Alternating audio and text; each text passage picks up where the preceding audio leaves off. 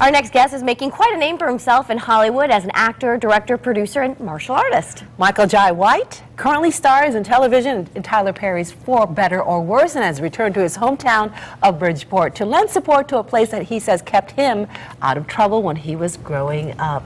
Welcome to the show. Great to have you with us. Thanks for having me.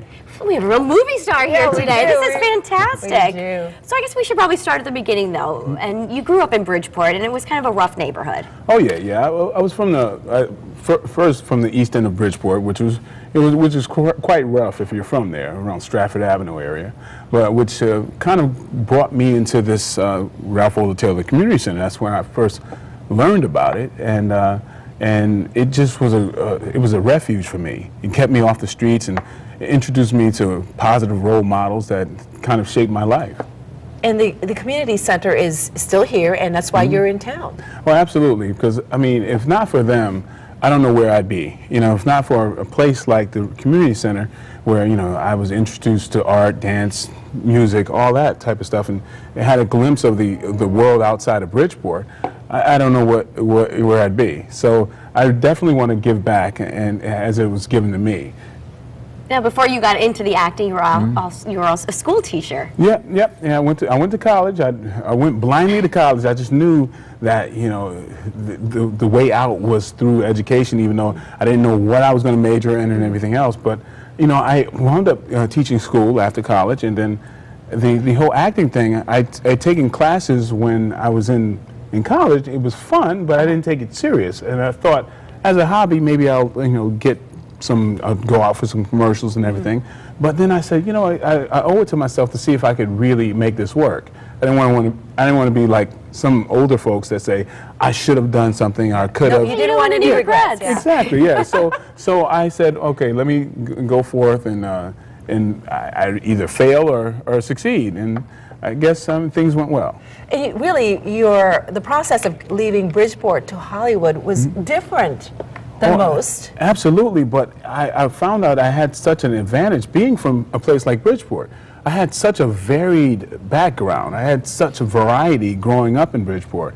I had friends that lived in Fairfield, Trumbull, Westport, and as well as the projects. So I understood life in a lot of different perspectives, and that's something I drew from in my acting.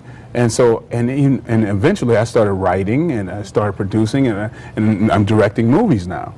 All of that, the important thing was I had a base of reality and a rich experience in actual life. Instead of like portraying it, I actually lived it. So it was a blessing, and that's one of the things I like to share with kids that grow up from the inner city and don't know that they have an advantage in life if they get an education. And we talked about producing, acting, but you also got your start on Broadway. Yeah. I was like 2 days away from the police academy. And then I got my first major acting role, which was To Kill a Mockingbird. I played Tom Robinson, and I think that was like one of the things that just guided me and said, I think I got to go this path. Motivation, probably, right? Yeah. Right now you're on television. Yeah. Tell us about that role. Well, yeah, I did these 2 movies called Why Did I Get Married with Tyler Perry, and they were quite successful, and we've decided to make a television series called For Better or Worse, starring myself and Tasha Smith, who played husband and wife, Marcus and Angela. We had this tumultuous relationship in the movies, and now we get to explore the life of those characters on TV. It's kind of a dramedy, so it's a comma and it's a dramedy, comedy, and we get a chance to really explore all kinds of different things, and we have a platform for really serious social commentary as well as comedy. Well, you didn't mention it, but you were also in The Black Knight. That's actually, I remember the scene you were, actually set the stage for us. The Dark Knight. Yeah, the Dark Knight. Yeah, I was the one that put the hit out on Heath Ledger. Yes. Yeah. We remember that scene. Yeah, so that was a great opportunity. And we shot that scene in England, in London, and it was a lot of fun. Those big budgeted movies are great. And you're also working in a couple of movies right now, right? Yeah, I've got a number of movies coming out. I have Black Dynamite Part 2. It's a comedy that I wrote and starred in. I've got a movie called Freaky Deaky. It was an Elmore Leonard novel of the same type. and a few other things. I've got some comedies. I got a few other things that's in the works. A few things up your sleeve, huh? Yeah, yeah. Well, let's talk about why you're back in Connecticut. There's a big fundraiser going on. Yeah. I'm doing a fundraiser for the Ralph Waldo Taylor Community Center, and it's going to be at People's Bank. This will be today, Friday. And it's going to be a lot of fun. It's going to be dinner, dancing, and maybe I might break out some of my old break dance moves from back in the day. That's worth it. Ticket right there. Yeah. Are there tickets still available? Absolutely. Tickets are still available. There's a number, I believe, that you have the thing that will flash Full up. screen will Yeah, come Oh, up. yeah. There you go. There, It's there. right there. All the Right there. information's on your screen. Yeah.